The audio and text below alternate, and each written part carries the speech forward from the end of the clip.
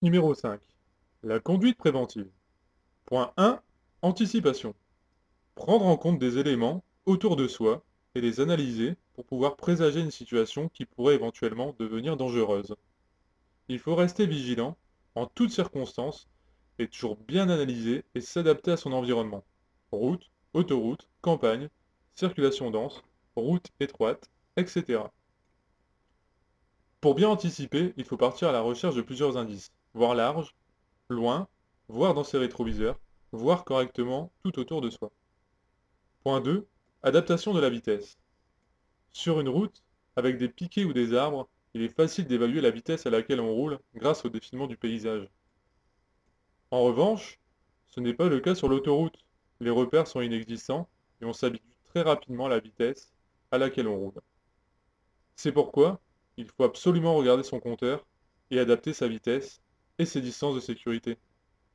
Chaque année, environ 5 personnes meurent après avoir été fauchées par un motard. Point 3. Voir et être vu. Les feux de croisement doivent impérativement être allumés aussi bien le jour que la nuit.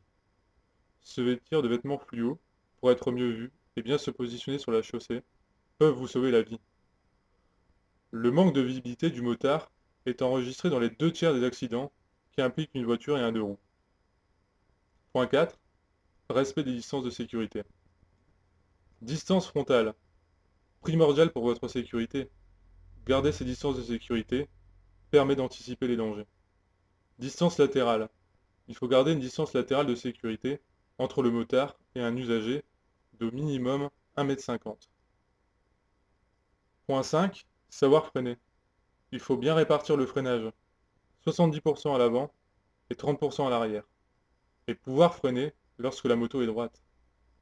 Il faut également éviter que la roue avant se bloque au risque de chuter. Point 6.